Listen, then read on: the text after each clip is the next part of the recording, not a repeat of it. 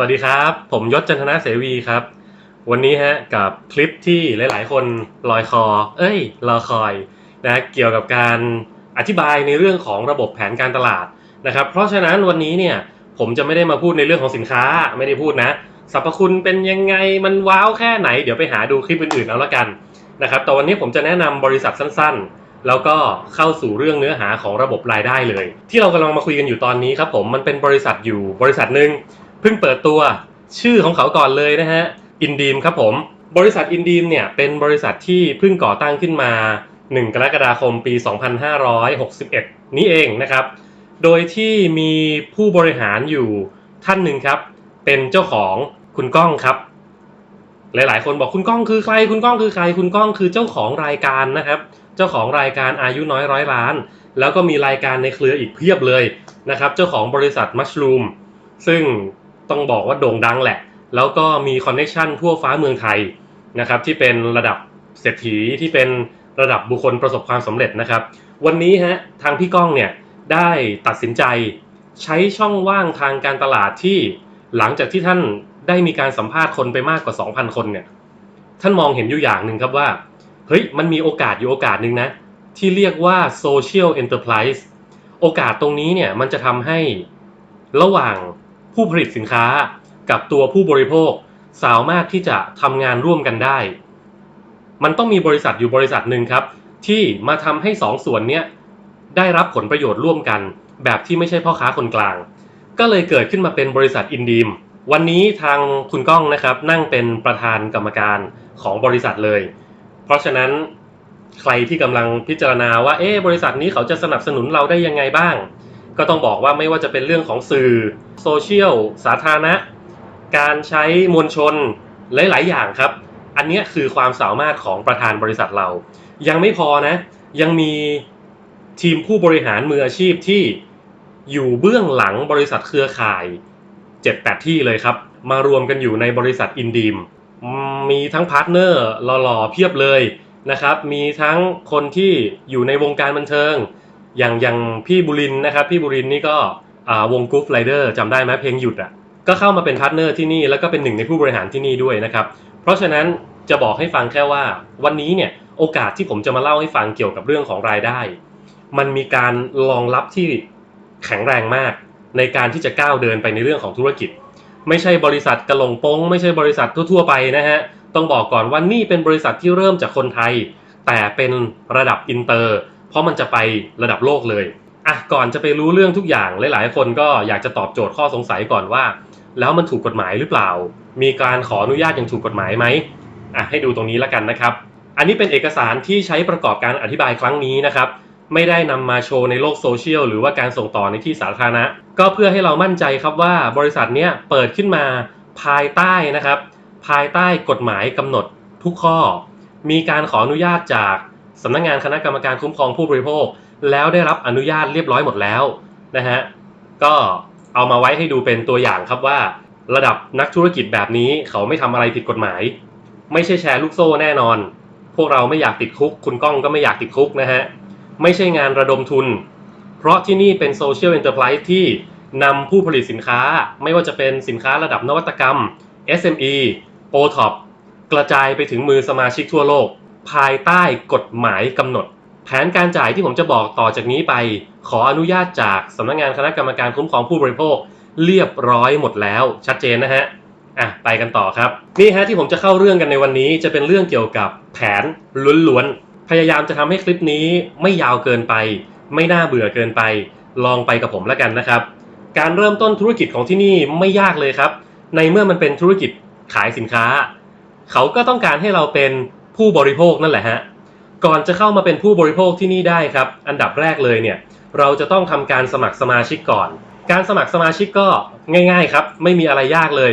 กรอกเอกสารเข้ามาครับผ่านทางหน้าเว็บไซต์ของบริษัทแล้วก็มีการชำระเงินผ่านทางช่องทางที่บริษัทกำหนดจะโอนเงินเข้ามาจะไปจ่ายหน้าเซเว่นจะไปจ่ายที่บิ๊กซีโลตัสจะไปจ่ายที่ธนาคารได้หมด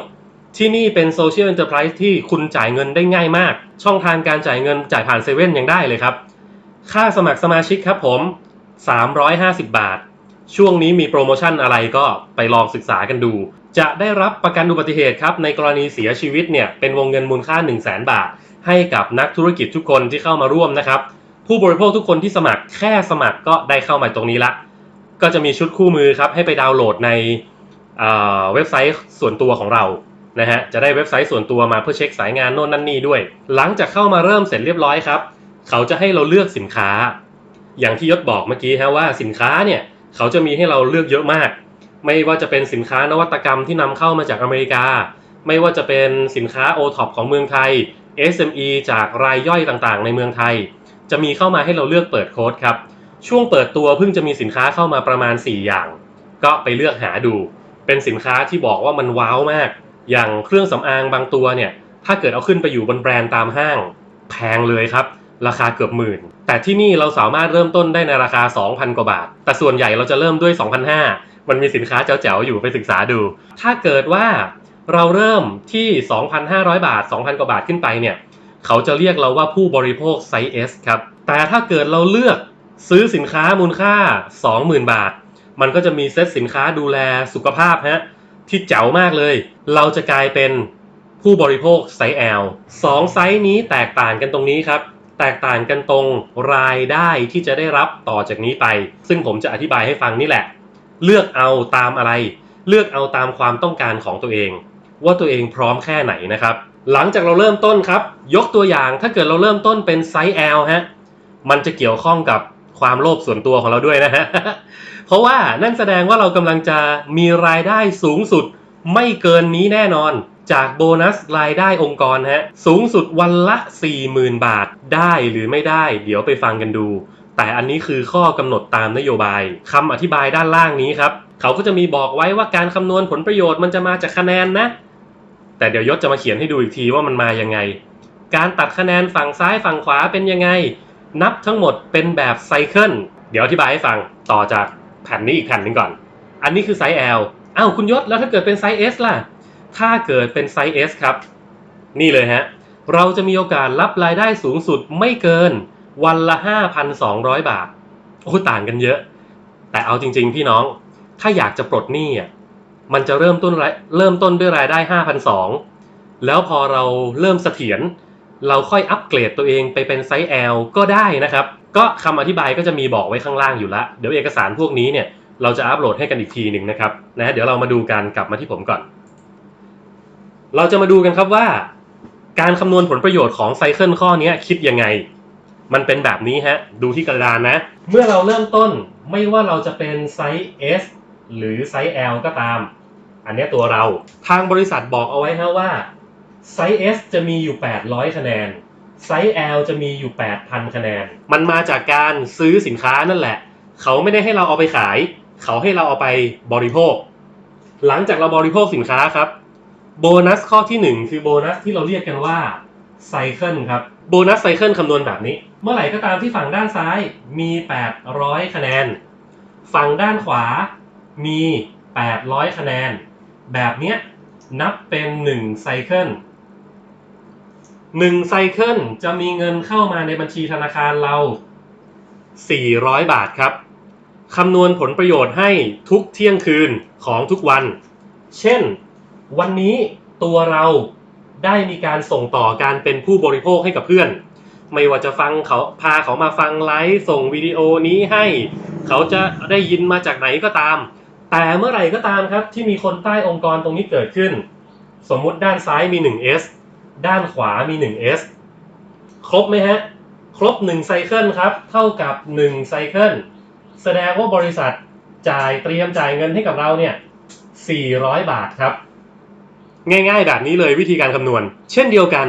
เมื่อมันเป็นโซเชียลแสดงว่ามันเป็นสังคมคำว่าสังคมของผู้บริโภคคือนายคนนี้นายAคนนี้เขาก็มีการไปสร้างองค์กรผู้บริโภคของเขาต่อตรงนี้เกิดขึ้น 1S ตรงนี้เกิดขึ้น 1S นาย A ได้ไป400เหมือนกันตัวเราล่ะครับตัวเราจะยังไม่ได้ครับเพราะว่า1ไซเคิลมันต้องมาจากทั้ง2ข้างนั่นแสดงว่าตัวเรายังไม่ได้รอนาย B ฮะนาย B ทำแบบเดียวกันครับส่งต่อกี่คนส่งต่อ2คนนาย B ได้400ของตัวเองแล้วตัวเราล่ะตัวเราก็เกิดขึ้นมาใหม่ 2ไซเคิลไงครับ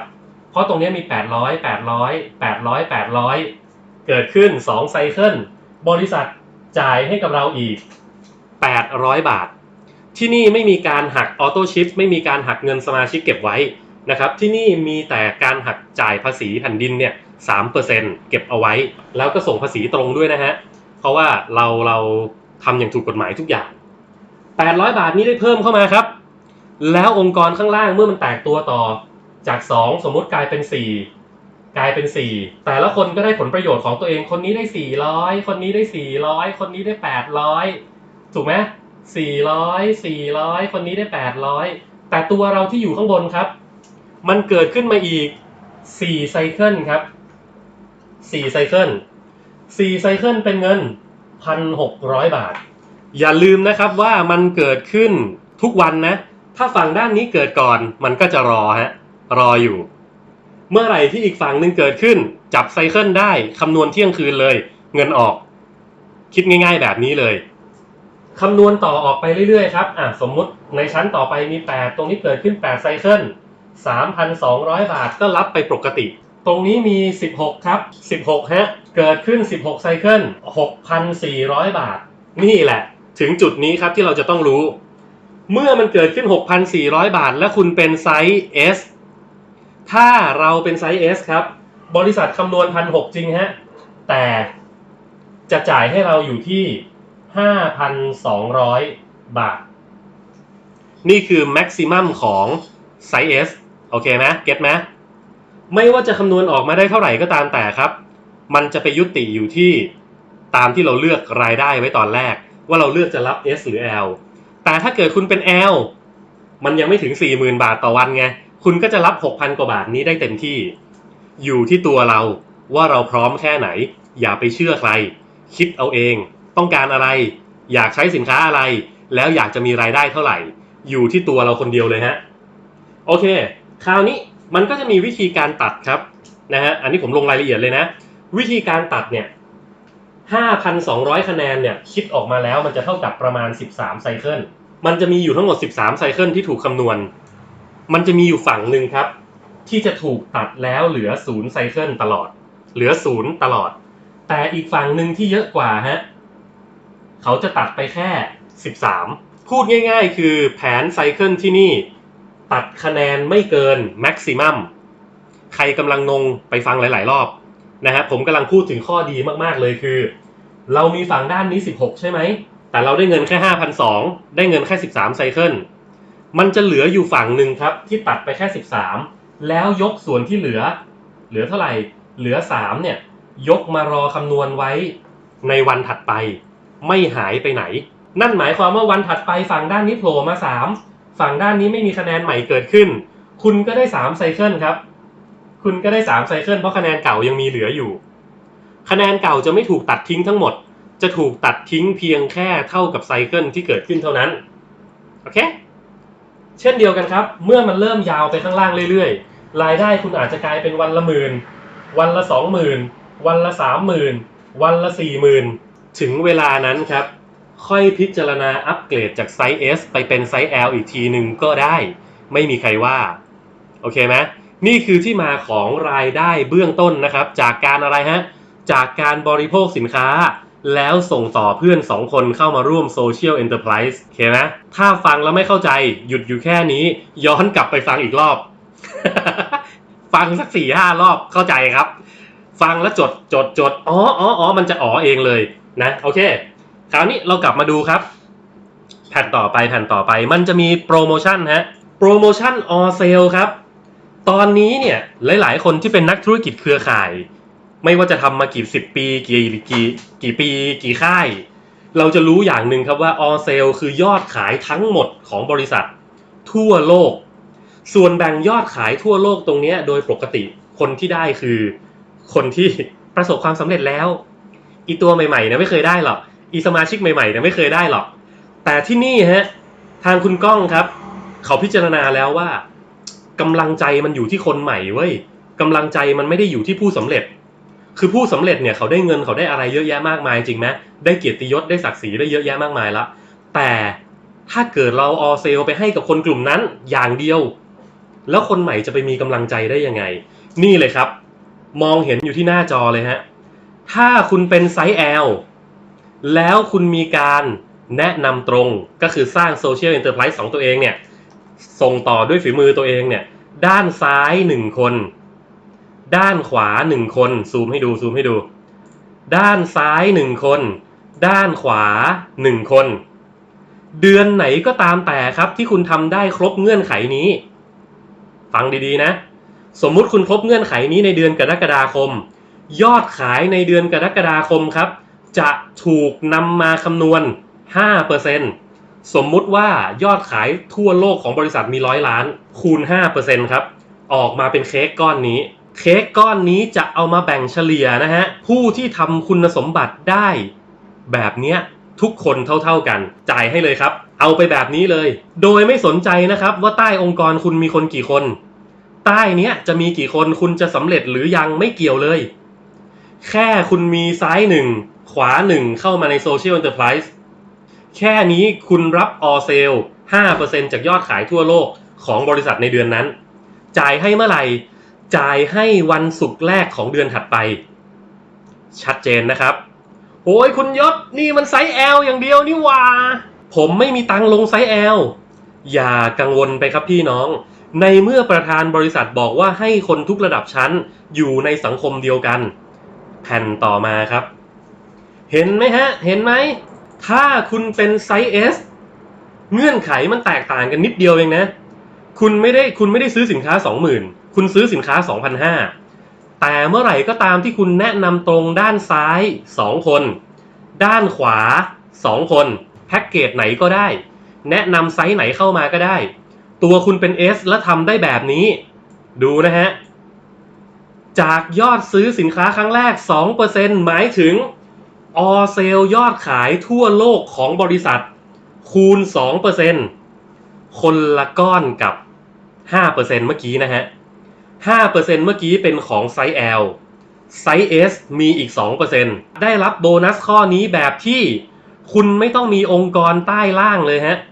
ข้างล่างจะเติบโตไหมคุณจะอยู่ตำแหน่งอะไรไม่เกี่ยวเลยครับไม่เกี่ยวเลยขอแค่คุณครบคุณสมบัติตามที่อธิบายตรงเนี้ยรับall sale ไปเลยซึ่งปกติมันจะเป็นรายได้ของตำแหน่งสูงๆเนาะอันเนี้ยไม่ฮะเอาถามจริงๆพี่ไม่อยากได้เงินจากคนอื่นเหรอ ใช่ไหมคิดดีๆนะฮะพี่อยากได้เงินจากคนอื่นไหมเช่นโหยคุณยศมีองค์กรใต้สายงาน 20,000 คนทุกวันนี้มีคนมาสมัครใต้สายงานคุณยศเยอะมากแต่ว่าเพิ่งเอิญคุณพี่อยู่คนละสายงานกับยศพอพี่อยู่คนละสายงานกับยศทำยังไงพี่ถึงจะได้เงินที่ยศทำงานall sale ไงครับใช่ไหมถ้าพี่ครบคุณสมบัติall saleยศสร้างยอดขายได้เท่าไหร่พี่ก็คือมีส่วนได้รับในนั้นด้วยจะ 5% จากไซส์ L หรือจะ 2% จากไซส์ S พี่ก็ได้ตังค์จากฝีมือคนทั่วโลกไม่ใช่ฝีมือตัวเองเท่านั้นจริงไม่จริงถูกไหมมาดูกันต่อสนุกที่นี่ข้อต่อมารายได้จากการบริโภคสินค้าครับผมใช้ว่ารายได้จากการซื้อซ้ำทางบริษัทเนี่ยเขาบอกว่าเมื่อไหร่ก็ตามฮะในแต่ละเดือนหากว่าพวกเรามีการซื้อซ้ำเกิดขึ้นมันจะมีการคำนวณผลประโยชน์ให้อีกข้อหนึ่งด้วยเงื่อนไขตัวเลขแบบนี้ครับอ่านแล้วก็จะงงนิดหน่อยสมาชิกที่รักษายอดหรือซื้อซ้ำนะครับที่200คะแนนเท่านี้บาทมันฟังแล้วงงเอาอย่างนี้มันจะมีคำอธิบายอยู่ที่อีกหน้าหนึ่งครับลองไปดูนะฮะวิธีการคำนวณผลประโยชน์ของโบนัสการซื้อซ้ำคือแบบนี้หากว่าเรามีการซื้อซ้ำ 1,000 บาทแล้วองค์กรข้างล่างใต้เราซื้อซ้ำ 1,000 บาทเหมือนกันเห็นไหมตัวเราซื้อ 1,000 องค์กรข้างล่างซื้อ 1,000 บริษัทจะแบ่งผลกำไรมาให้กับเราเนี่ยรหัสละ20 บาทครับถ้าท่านมี 1,000 คนท่านได้ไป 20,000 บาทครับแต่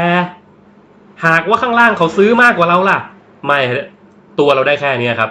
ถ้าเราซื้อ 1,000 ไม่ว่าเขาจะซื้อเท่าไหร่ก็ตามเราก็จะได้รหัสละ20 บาท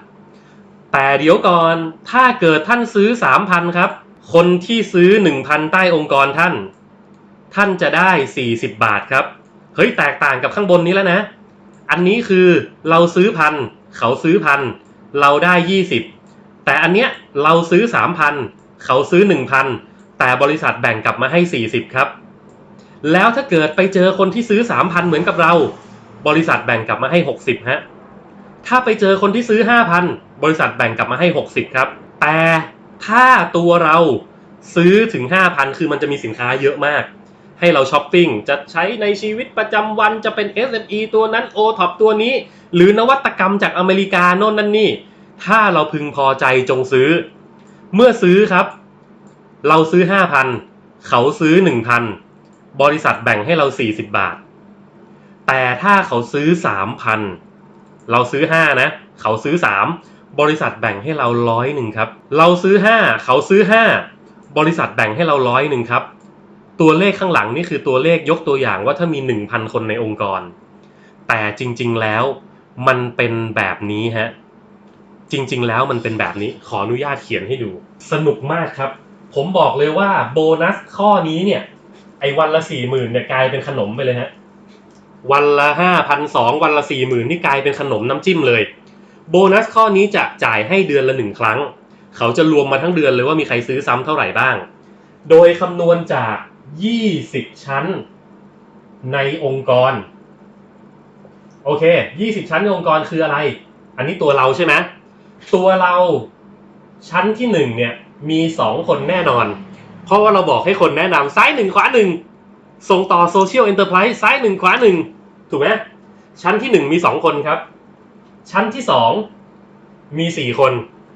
ชั้นที่3มี8คนชั้นที่4มี16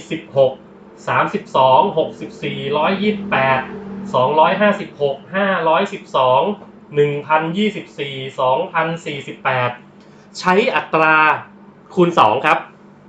2,048 4,090 4,100 เท่าไหร่คูณไปเขาจ่ายให้ลึกสุด20ชั้นหมายความว่าตรงเนี้ยลึกลงไปถึงชั้นที่20ครับผมคำนวณมาแล้วนะผมคำนวณมาแล้วชั้นที่20จะมีอยู่ประมาณ1ล้านคนงานนี้ไม่ใช่งานคนไทยเท่านั้นนะครับงานนี้เป็นงานคนทั่วโลกนะฮะถ้ารวมตั้งแต่ชั้นที่1แล้วไปบวกชั้นที่20ด้วยจะมีอยู่ประมาณ2ล้านคนครับหากว่ามันเต็มชั้นผมไม่รู้จริงๆครับว่าพี่ๆจะเต็มชั้นกี่วันกี่เดือนกี่ปีพี่อาจจะใช้เวลา2ปีถึงจะเต็มพี่อาจจะใช้เวลา5ปีถึงจะเต็มไม่รู้ทำไปเรื่อยๆแต่ถ้ามันเต็มมันจะมี2ล้านคนอยู่ในนี้แล้วถ้าเกิดพี่ซื้อ 1,000 บาทแล้วครับซื้อซ้ำ 1,000 บาทส่วนตัวแล้วคนในองค์กรนี้ซื้อคนละ 1,000 ทุกคนซื้อ 1,000 หมดบริษัทบอกแล้วครับว่าถ้าซื้อ 1,000 คูณเท่าไหร่เราซื้อ 1,000 เขาซื้อ 1,000 คูณเท่าไหร่คูณ20ครับถ้า2ล้านคนนี้ซื้อคนละ 1,000 คุณได้ส่วนแบ่งมาด้วยรหัสละ20บาทสิ้นเดือนครับคำนวณออกมาได้คุณมีโอกาสได้เงิน40ล้านบาทครับเฮ้ยอันนี้คณิตศาสตร์นะครับพี่น้องมันคือคณิตศาสตร์ฮะถ้ามีตัวเลขนี้เกิดขึ้นยังไงก็ได้เท่านี้ฝันเฟื่องหรือเปล่าไม่มันคือคณิตศาสตร์แต่เช่นเดียวกันแล้วถ้าเกิดพี่มีแค่1,000 คนล่ะยังลงไปไม่ถึงข้างล่างถึงแค่เนี้ยถึงชั้นที่มี500คนรวมแล้วข้างบนนี่มี 1,000 คนก็เอา 1,000 คนคูณ20ไงขอให้เขาซื้อซ้ำกันเถอะครับถูกไหม 1,000 คนคูณ20เอ้า 20,000 บาทเฮ้ยงานประจำไม่ต้องทำอ่ะแค่บริโภคสินค้าชวนเพื่อนมาอยู่ในโซเชียลเอ็นเตอร์ไพรส์แล้วได้เงินมากกว่าเงินเดือนอีกแต่ถ้าเกิด5ปีผ่านไปมันเต็มชั้นเกิดอะไรขึ้นครับชีวิตพี่ยังไม่พออันนี้คือพี่ซื้อ 1,000 ข้างล่างซื้อ 1,000 แต่ถ้าเกิดพี่ซื้อ 3,000 ข้างล่างซื้อ 1,000 อ่ะตัวเลขตรงนี้กลายเป็นไม่ใช่20ครับเป็น40ฮะ40คูณ2ล้านเท่ากับ80ล้านบาทครับบางคนในองค์กรซื้อ 3,000 เราก็จะได้รหัสละ60บาทถูกไหมมันก็จะมากขึ้น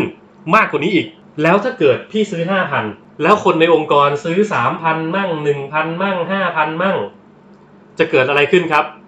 เรามีโอกาสได้รับสูงสุดตัวเลขตรงนี้100บาทต่อรหัสตายมีโอกาสรับผลประโยชน์ถึง200ล้านบาทต่อเดือนมันจะฝันเฟื่องหรือเปล่าไม่รู้พี่จะเป็นคนที่เท่าไหร่พี่จะอยู่ตรงไหนในองค์กร นั่นแหละครับคือจุดสำคัญโบนัสข้อนี้ไม่ใช่ไซเคิล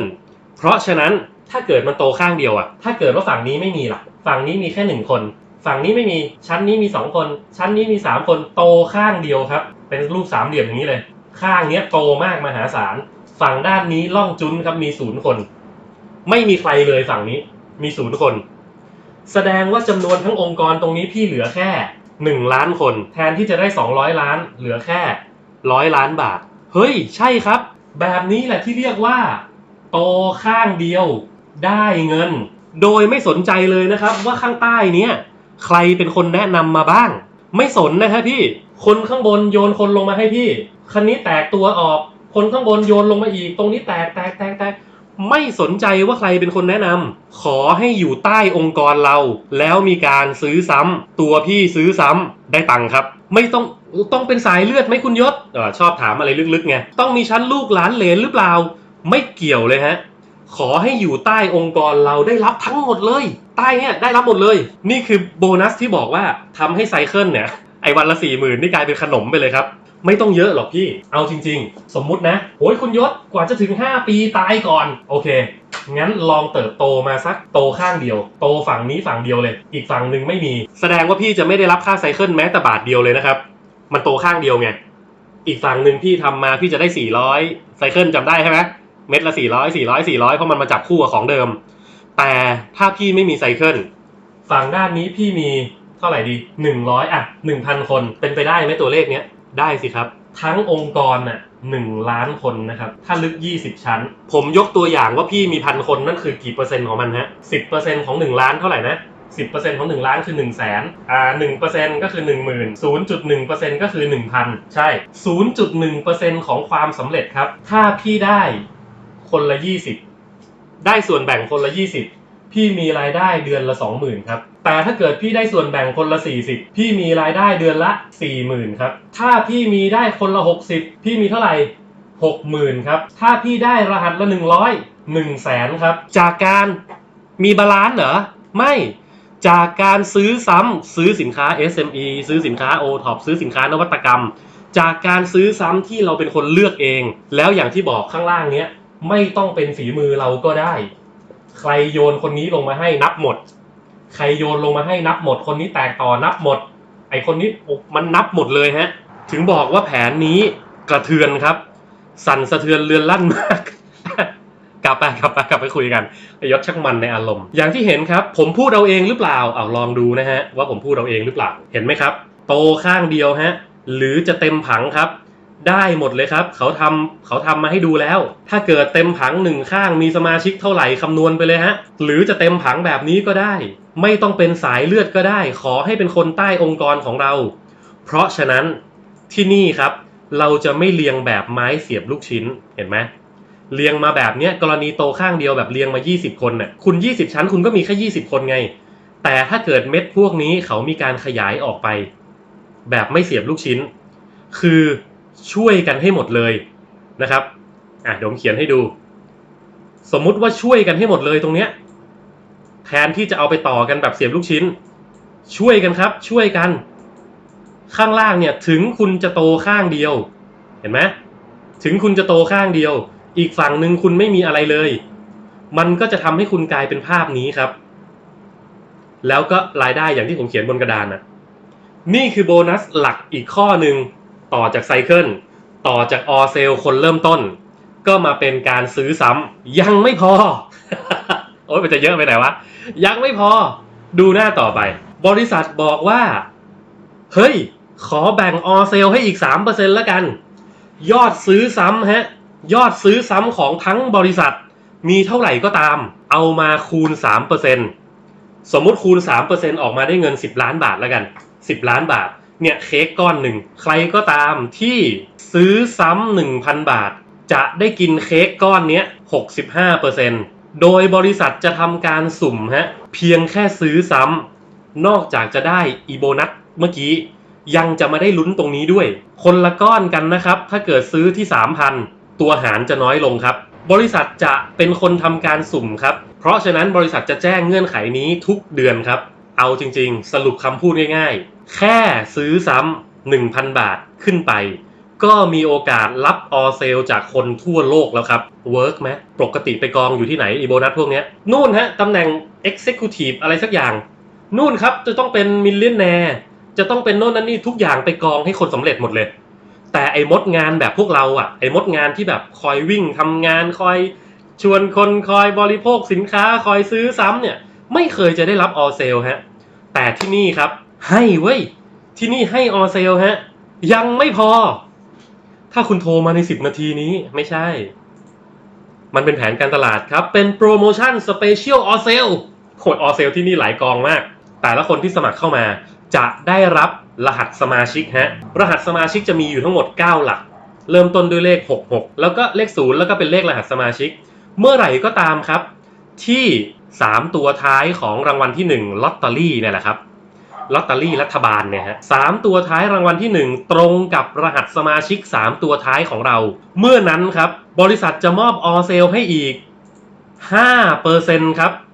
โดยแบ่งเป็นรอบต้องเรียกว่าแบ่งเป็นงวดต้นเดือน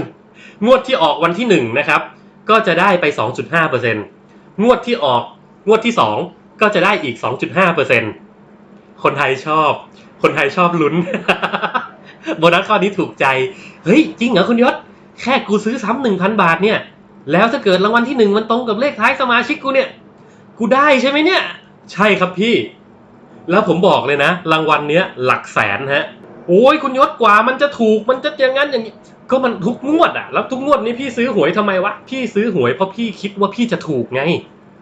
อันนี้มันน่าจะอารมณ์ประมาณสลากออมสินซื้อ ได้รหัสสมาชิกมาครั้งเดียวลุ้นมันตลอดชีวิตเลยจริงป่ะรหัสสมาชิกที่คุณเป็นสมาชิกเนี่ย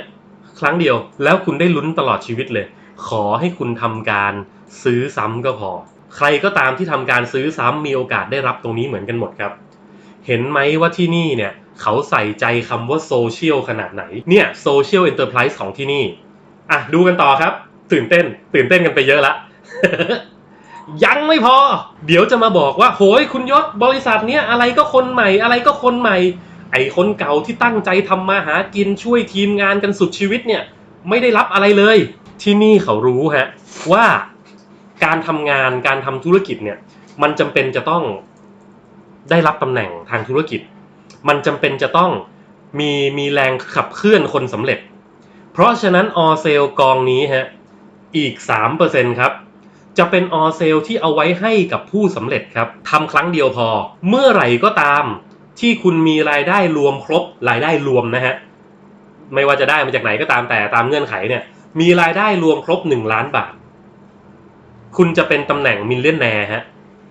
เมื่อคุณเป็นตำแหน่งมิลเลนแนร์มนุษย์เงินล้านขอให้คุณส่งต่อความสำเร็จของคุณให้กับทีมงานที่คุณแนะนำมาโดยตรงนะอีก2 คนแรกของคุณนั่นแหละซ้าย1 คนให้มีรายได้รวม 100,000 ขวา1 คนครับให้มีรายได้รวม 100,000 เมื่อซ้าย1ขวา1มีรายได้รวม 100,000 ตัวคุณจะเข้าสู่เงื่อนไขออเซลกองนี้ทันทีเมื่อคุณเป็นมนุษย์เงินล้านแล้วสร้างความสำเร็จให้ทีมได้คุณจะมีเงินเดือนกินจากออเซลครับมันคือบำนาญแต่ดีตรงที่ตายแล้วก็ไม่จบเพราะมันเป็นมรดกให้ลูกหลานพี่ด้วยสำเร็จให้เร็วครับทำเงื่อนไขนี้ให้เสร็จครับพอมันกลายเป็นของพี่เรียบร้อยมันคือมรดกยันลูกบวชจ่ายยังไงวิธีการจ่ายแบบนี้ฮะถ้าอยู่ตำแหน่งมิลเลนแนร์อีกกอง 3% เนี่ยตีเป็นเค้กกลมๆ1 ก้อน 100% ถ้าอยู่มิลเลนแนร์เอาไปหารกัน 5% แต่ถ้าขึ้นสูงกว่านั้นเอาไปหาร 10% เป็น President เอาไป 20% เป็น Ambassador 30%ตำแหน่งสูงสุดของบริษัท 35% ครับการคำนวณขึ้นตำแหน่งตรงนี้เขาจะนับจากแผนหน้าก็คือแผนไซเคิล100% เช่นผมมีไซเคิลอยู่1 ล้านบาทนั่นผมเป็นมิลเลนแนร์ละแต่ถ้าเกิดผมไม่ได้ไซเคิลเลยไซเคิลผมเป็น0เพราะว่าโตข้างเดียวแต่ดันไปได้เงินจากการซื้อซ้ำเยอะมากสมมุติว่าคุณไปได้เงินจากการซื้อซ้ำมา1 ล้านบาทเขาจะเอามานับขึ้นตำแหน่งให้คุณเพียงแค่ 30% ฮะถ้าคุณได้1 ล้านเขาจะเอามาขึ้นตำแหน่งให้คุณ 300,000 มีเก็บสต็อกไว้แล้ว 300,000 เดือนหน้าได้อีก1 ล้านได้อีก 300,000 เดือนถัดไปได้อีก1 ล้าน900,000 แล้วเดือนถัดไปได้อีกครบ1 ล้านเป็นมิลเลนแนร์ไปเลยครับพี่เข้าใจวิธีการดูไหมซึ่งมันจะอยู่ในระบบแบ็กออฟฟิศของบริษัททั้งหมดเลยนี่คือออเซลของตำแหน่งผู้สำเร็จครับบริษัทไม่ได้ละเลยการเชิดชูเกียรติ จะมีงานเชิดชูเกียรติเชิญขึ้นเวทีให้แบบหล่อสวยและรวยมากเนี่ยนะครับให้กับพวกเราให้เอาไปตกทอดถึงลูกหลานได้ด้วยที่นี่เนี่ยมันเกินกว่าที่เราเคยรู้จักเกินกว่าที่เราเคยเข้าใจนะฮะแล้วมันไม่ใช่แค่นี้นะพี่น้องมันจะมีโปรโมชั่นโอ้ยคุณยศจ่ายเยอะมากเลยจะเหลือโปรโมชั่นไหมเนี่ยเหลือครับเราได้รับการสนับสนุนจากพาร์ทเนอร์เยอะแยะมากมายทั่วโลกครับอย่าลืมว่าเจ้าของบริษัทเป็นใครคอนเน็กชันแกระดับไหนอย่าลืมฮะไม่ใช่ใครก็ไม่รู้กระหล่งโป้งตั้งตัวเองขึ้นมาเป็นประธานไม่ใช่ที่นี่เป็นคนที่อยู่ในสื่อมีคอนเน็กชันระดับไหนพี่รู้อยู่แก่ใจโปรโมชั่นท่องเที่ยวครับมีฮะทริปแรกของเราดูไบครับไปดูไบเลยทริปแรกแล้วทำเงื่อนไขง่ายมากไปศึกษาเอามีรางวัลจากการทำธุรกิจให้ตลอดเวลาทำแล้วได้ไปตรงนั้นทำแล้วได้อันนี้เพิ่มทำแล้วได้อันโน้นมามีรางวัลพิเศษเนื่องในแต่ละโอกาสด้วยจับชื่อมาได้รถยนต์1 คันมีนะครับพี่น้องไปดูเงื่อนไขดีๆนะตอนนี้ก็มีอยู่ใครก็ตามที่เข้าร่วมเป็นเมมเบอร์เป็นผู้บริโภคตอนนี้ชื่อคุณจะอยู่ในกล่องพอถึงวันเขาจะจับชื่อขึ้นมาปึ้งได้รถยนต์1 คันไม่ต้องดาวไม่ต้องผ่อนเอาไปเลยขับกลับบ้านได้เลยแล้วเขาแจกแบบนี้ตลอดครับทำไมแจกได้ก็เขามีคอนเนคชั่นเขามีพาร์ทเนอร์พี่บุรินทร์ก็เป็นนักธุรกิจที่นำเข้ารถยนต์เข้ามาในประเทศไทยก็เป็นทั้งผู้บริหารเป็นทั้งพาร์ทเนอร์ทำไมจะทำไม่ได้ครับโอ้ยคุณยศงั้นสินค้าแพงแน่นอนลองไปเทียบดูแล้วกันครับว่าสินค้าระดับเนี้ยถ้าอยู่ในเคาน์เตอร์แบรนด์ทั่วไปราคาเป็นหมื่นครับที่นี่ให้คุณซื้อ 2,000 กว่าบาทไม่แพงฮะแล้วมันไม่ใช่แค่ความอยากได้สินค้าไงมันคือเรื่องของรายได้มันคือโอกาสทางธุรกิจมันคือจุดเริ่มต้นของระดับโลกนึกออกไหมหน้าสุดท้ายแล้วครับการขึ้นตำแหน่งก็จะมีกำหนดรายละเอียดเอาไว้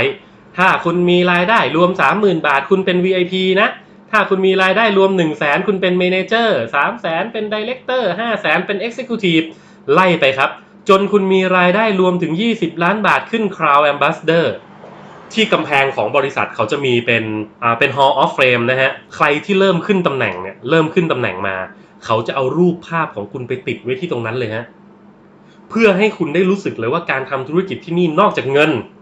นอกจากสุขภาพนอกจากผิวพรรณนอกจากไม่มีหนี้สินนอกจากคุณภาพชีวิตจะดีคุณยังได้รับเกียรติยศคุณสามารถเอาไปบอกเพื่อนฝูงได้หมดเลยครับว่ากูไม่ได้ทำงานประจำแต่กูเป็นมหาเศรษฐีได้ที่นี่สโลแกนง่ายๆเลยครับสโลแกนที่พี่ก้องย้ำเตือนกับพวกเรามากันคือความสำเร็จของคุณคืองานของเราเรื่องราวทั้งหมดบางครั้งมันอาจจะถูกขวางกั้นด้วยอคติแค่อคตินึกออกไหมโหยคุณยศแต่งตัวแบบนี้มานั่งพูดให้ฟังไม่มีใครฟังหรอกอย่าเอาวิธีการพูดของยศอย่าเอาการแต่งตัวของยศไปตัดสินอนาคตของพี่โหยคุณยศแต่งตัวอย่างเงี้ยไม่เรียกนักธุรกิจเขาเรียกเด็กแว้น ทำไมผมต้องเปลี่ยนตัวเองด้วยเหรอครับผมต้องเปลี่ยนตัวเองเพื่อพี่ๆเหรอไม่ใช่นะฮะพอๆกับที่พี่ๆก็ไม่ต้องเปลี่ยนตัวเองเพื่อมาทำธุรกิจนี้เอาเงินจากที่นี่ไปปลดหนี้ซะจะแต่งตัวยังไงไม่มีใครว่าต่อให้พี่ใส่กางเกงขาสั้นต่อให้พี่ใส่เสื้อยืดแต่ถ้าพี่ไม่มีหนี้สินพี่ปลดหนี้ได้ด้วยโปรเจกต์นี้เชื่อเถอะครับมีแต่คนรักฮะมีแต่คนอยากเข้าใกล้แต่ถ้าเกิดพี่ใส่สูทผูกไทพูดจาสวยงามหอมหวานมากไม่มีคำหยาบปนเลยแม้แต่คำเดียวแต่หนี้สินเนี่ยบานเลยกลับบ้านไปตีนไก่หน้าผากโอ๊ยพรุ่งนี้กูจะเอาเงินที่ไหนมาจ่ายหนี้ดีโอ๊ยโทรศัพท์ดังเจ้าหนี้ไม่ครับเราจะไม่ใช้ชีวิตแบบนั้นวันนี้เราจะเปลี่ยนมันฮะวันนี้เราจะเปลี่ยนมันเราจะเอาตัวตนของเราเนี่ยแหละมาสร้างธุรกิจมาเข้าสู่โซเชียลเอ็นเตอร์ไพรส์กับอินดีมมาอยู่ภายใต้กฎหมายมาอยู่ภายใต้การทำงานแบบถูกต้องมาใช้สินค้าที่มีคุณภาพมาเข้าร่วมกับประธานบริษัทและทีมบริหารมืออาชีพส่วนตัวผมเองใช้เวลา23 ปีในการทำธุรกิจเครือข่ายผมค้นหาบริษัทแบบนี้มา23 ปีฮะแล้ววันนี้ผมกล้าบอกพี่ๆได้เลยว่าผลลัพธ์ของผมเองปัจจุบันคือเดือนละ 600,000 บาทผมยังไม่ถึงเดือนละล้านครับวันนี้ผมมีผลลัพธ์เดือนละ 600,000 บาทจากโบนัสทุกข้อ มันอาจจะไม่ใช่100 ล้านมันอาจจะไม่ใช่40 ล้าน20 ล้านหรือเดือนละล้านผมอาจจะเป็นคนล้มเหลวแต่ถ้าเกิดผมชวนพี่ๆมามีรายได้เดือนละ100,000ขึ้นไปแล้วจะมีคนมาบอกว่าพี่ๆคือคนล้มเหลวถามตัวเองเถอะครับมาล้มเหลวกับผมไหมโอเคสำหรับวันนี้ครับใช้เวลาไปพอสมควรกับคลิปนี้นะครับก็หวังว่ามันจะมีประโยชน์ในการส่งต่อกันคุณจะติดต่อสมัครเข้าร่วม Social Enterprise กับ Indeem กับใครก็ได้ที่ส่งวิดีโอนี้ให้คุณไม่ต้องติดต่อมาที่ยศคนเดียวเพราะพวกเราอะทีมเดียวกันเพราะความสำเร็จของพี่ๆทุกคนน่ะคืองานของเราเช่นกันเรามีผลประโยชน์ร่วมกันอยู่ครับผมไม่ได้กำลังทำงานการกุศลเมื่อพี่ได้ตังค์ยศก็ได้ตังค์เมื่อพี่มีคนเข้ามาร่วมองค์กรยศก็ได้ตังค์พี่ก็ได้ตังค์บริษัทก็ได้ตังค์ทุกคนได้เงินแฮปปี้เมื่อมีนักธุรกิจต่างชาติเข้ามาร่วมกันเขาได้เงินเราได้เงินประเทศเราได้เงินแฮปปี้โอเคไหมเพราะฉะนั้นครับก้าวข้ามบางสิ่งบางอย่างของตัวเองแล้วก็ปลดล็อกชีวิตซะปลดหนี้ให้ชีวิตซะหนี้ที่ทำมาทั้งหมดในชีวิตปลดมันด้วยโปรเจกต์ปลดหนี้ครับโปรเจกต์ปลดหนี้ดีๆที่ Indeem จัดไว้ให้เรื่องของสินค้าเรื่องของโน่นนั่นนี่โปรโมชั่นไปหาดูเอาเองแล้วเราจะมีการส่งต่อนะฮะเรื่องราวดีๆในการไลฟ์สดบ้างในกลุ่มไลน์บ้างในอะไรอีกเยอะแยะมากมายเลยติดตามกันให้ดีนะครับอย่าคิดว่าคุณจะต้องทำงานคนเดียวไม่มีหรอกครับเราเข้าใจคติพจน์ที่บอกว่านกไม่มีขนคนไม่มีเพื่อนมันขึ้นที่สูงไม่ได้เพราะฉะนั้นพี่จะเข้ามาแล้วไม่ได้ทำงานคนเดียวแน่นอนโอเคทุกคนเข้ามาแล้วจะมีโค้ชคอยดูแลฮะเราจะช่วยดูแลคุณเองสำหรับวันนี้นะฮะถ้าเกิดว่าผมใช้คำพูดอะไรก้าวร้าวเกินไปหรือหยาบคายเกินไปกราบขออภัยด้วยนะครับมันมาจากข้างในจริงๆแล้วใครที่รู้จักยศอยู่แล้วจะรู้ว่าอันเนี้ยสไตล์มัน อย่าไปโกรธมันเลยมันอย่างนี้แหละแต่จิตใจมันดีๆนะสำหรับวันนี้ขอบคุณมากๆครับที่รับชมแล้วพบกันในคลิปต่อไปครับสวัสดีครับบ๊ายบาย